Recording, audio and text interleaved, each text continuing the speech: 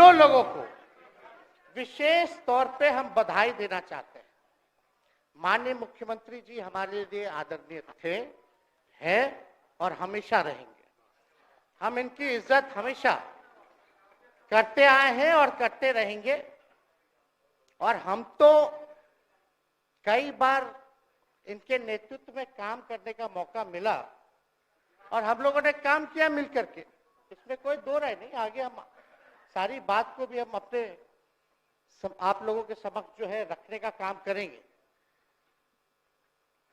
अब कई बार माननीय मुख्यमंत्री जी जो हैं इस बात को बोलते रहे कि तुम मेरा बेटा जैसा हो, कई बार बोलते हैं और हम भी अपना मानते हैं, अपने गार्जियन मानते हैं।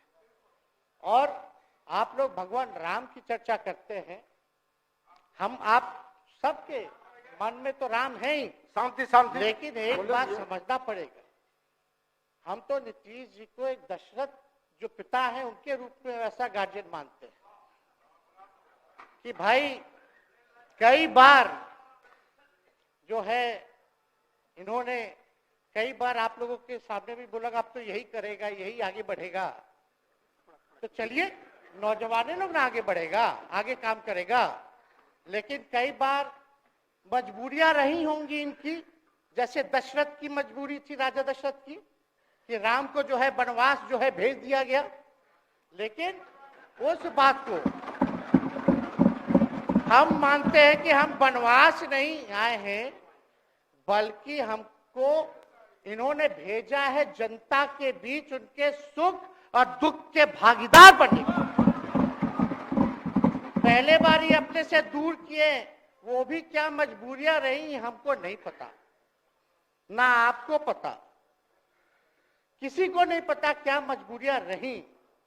लेकिन इन्होंने जब पहली बार जब दूर किया तो एक ही बात निकल के आया। क्या बात निकल के आया कि आप जो है एक्सप्लेन कर दीजिए, आपके ऊपर जो है मुकदमा है, केस है। जब दोबारा जब इन्होंने अपनाने का काम किया तो इन्होंने कहा कि ये सब बीजेपी वाला सब फंसाने का काम करता है, ईडी और सीबीआई लगा देने का काम करता है। देखिए हम तो आपको इज्जत देते हैं और आगे भी देते रहेंगे, लेकिन ये बात समझना पड़ेगा।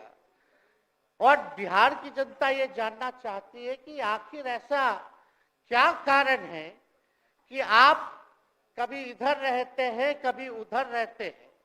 ये तो सब लोग जानना चाहता है, सब लोग की इच्छा है। आखिर क्या ऐसा हो गया कि आपको ये निर्णय लेना पड़ा। 2020 का हम लोग चुनाव जीत करके आए, मात्र बेईमानी के बाद 12,000 का डिफरेंस था पूरे महागठबंधन और एनडीए में। आप क्यों छोड़ के आए? आपने यही बोला था ना कि हम एनडीए इसीलिए छोड़ रहे हैं क्योंकि हमारे पार्टी को तोड़ा जा रहा है, हमारे विधायकों को प्रलोभन दिया जा रहा है। और आपने ये कहा था मर जाएंगे, मिट जाएंगी, तो आप कहते ही रहते हैं, हमेशा लगातार ही कहते रहते हैं।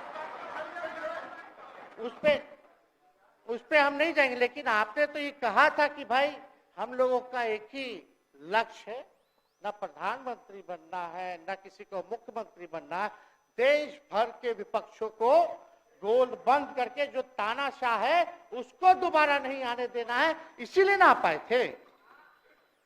और आप जब गवर्नर हाउस गए महोदय, मुख्यमंत्री जी जब आप बाहर आए तो आपने बोला कि आपका मन नहीं लग रहा था। आपने ये बोला कि मन नहीं लग रहा था। मन नहीं लगेगा तो हम लोग नाचने गाने के लिए थोड़ी है, आपका मन लगाने के लिए। हम तो आपका साथ ना देने के लिए थे कि जो काम आप बोलते थे असंभव है उसको हम लोगों ने मुमकिन करके दिखाने का काम किया।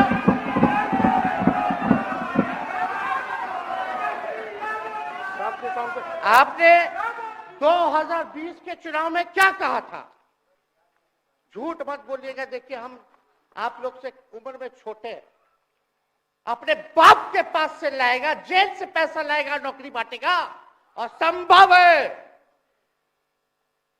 क्या बोले थे। और हमने उस समय चुनाव के दौरान रोजगार पर विशेष तौर पे हमने बोला था, हमने साइंटिफिक अध्ययन किया, रिक्त पदे हैं इतनी इतनी है, उसको हम लोग जो है भरने का काम करेंगे।